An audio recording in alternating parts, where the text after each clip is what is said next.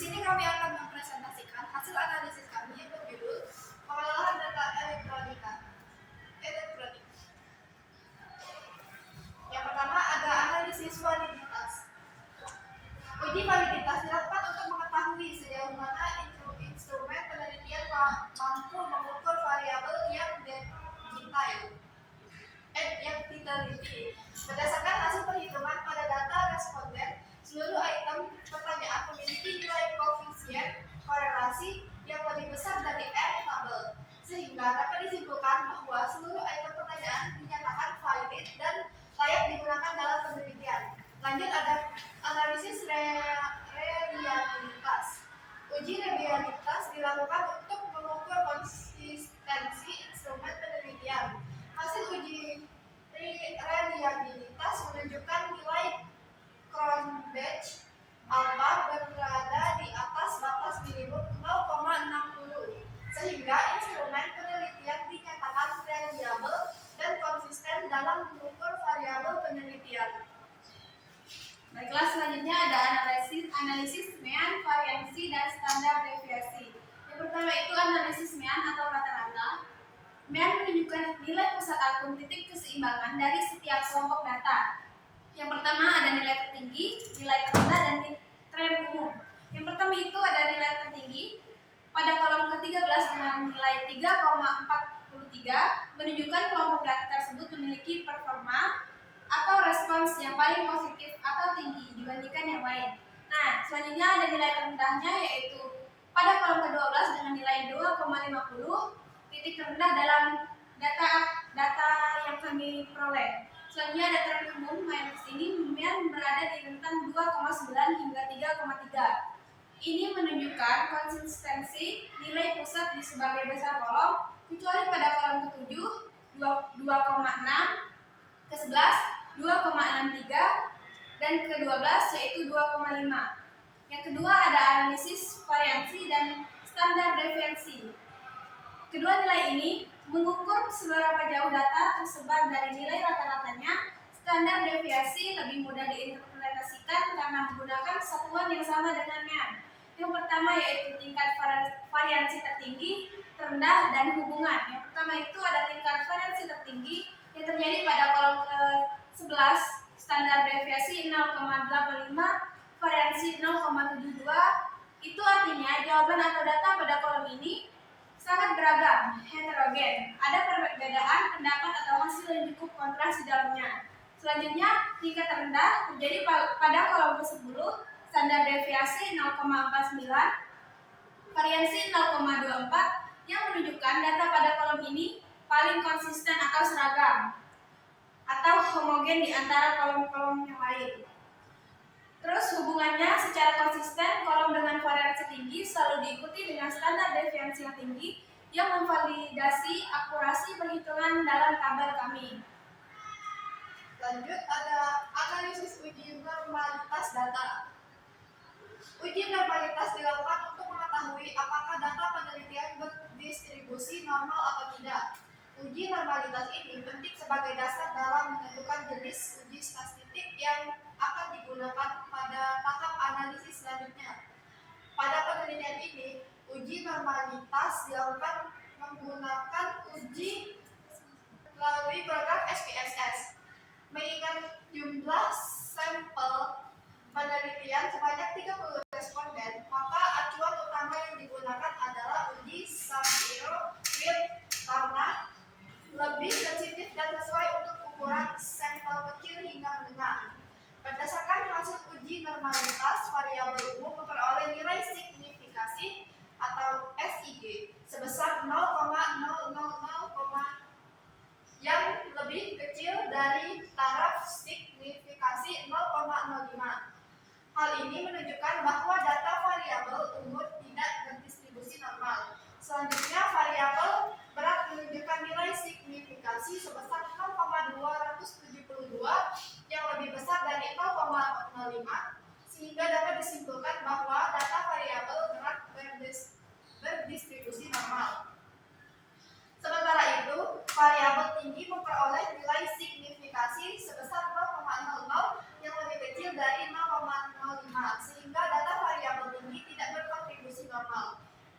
demikian dapat disimpulkan bahwa tidak semua variabel dalam penelitian ini berkontribusi normal, karena hanya variabel berat yang memenuhi asumsi normalitas, sedangkan variabel umur dan tinggi tidak memenuhi asumsi tersebut. Oleh karena itu, dalam pengujian hipotesis atau analisis lanjut, penelitian perlu mempertimbangkan penggunaan uji statistik non-parametrik atau melakukan transformasi data apabila ingin menggunakan uji statistik parametrik.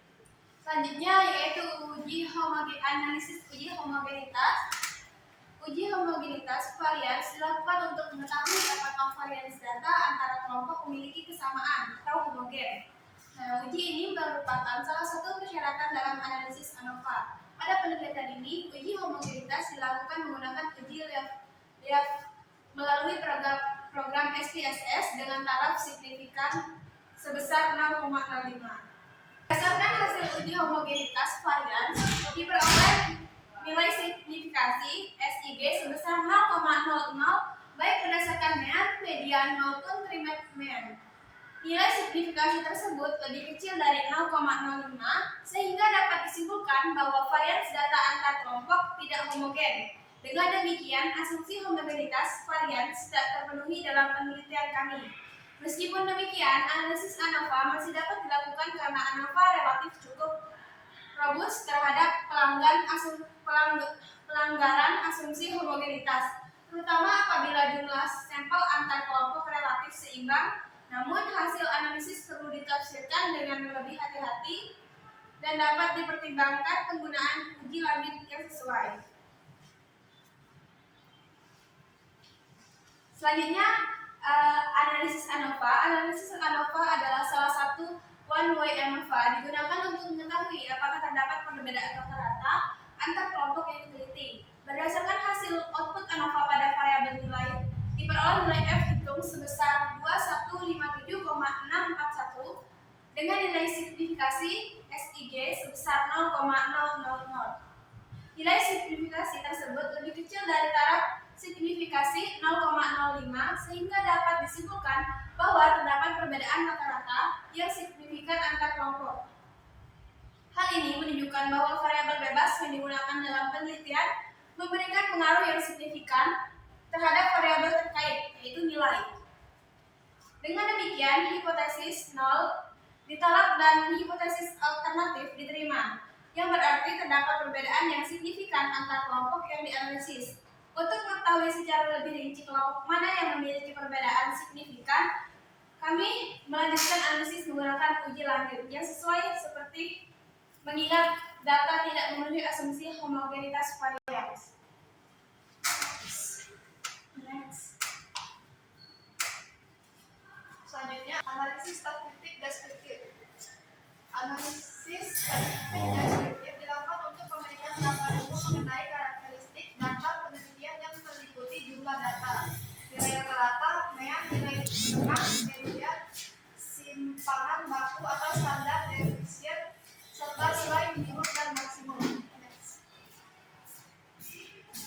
Selanjutnya ada analisis persentil yang digunakan untuk mengetahui posisi sebar data berdasarkan persentase tertentu dalam kelompok data. Nah, di sini persentase ke-60 juga berada pada angka 18 tahun dan persentase ke-70 berada di angka 9 tahun. Nah, rentang umur sekitar 18 sampai 19 tahun itu data umur cenderung terpusat pada rentang usia tersebut.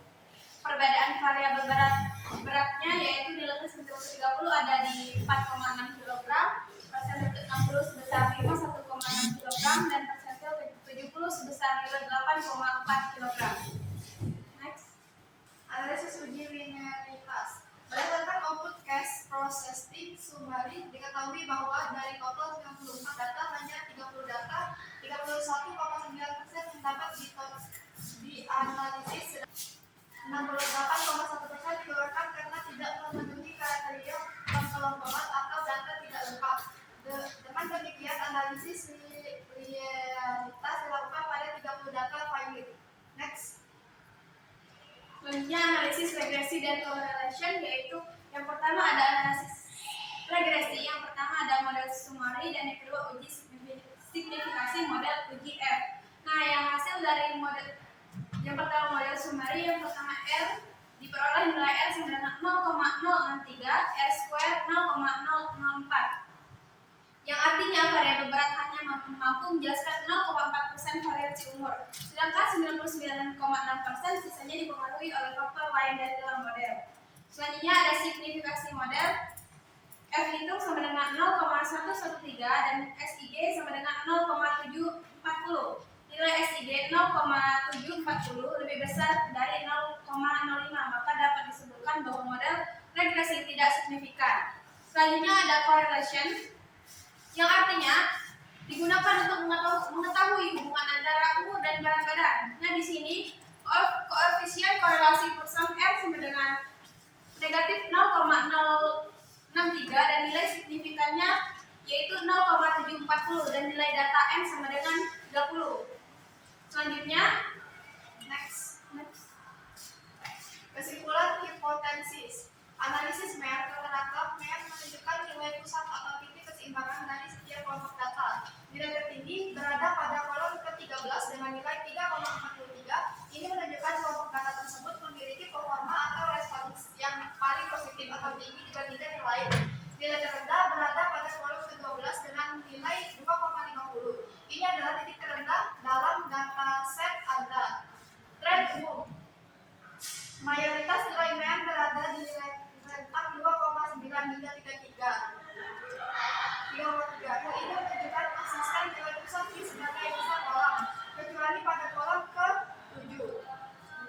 Yang kedua, analisis variasi dan standar deviasi. Kedua, nilai ini mengukur seberapa jauh data tersebar dari nilai rata-ratanya. Sekian presentasi dari kami. Jika ada salah kata, kami minta maaf.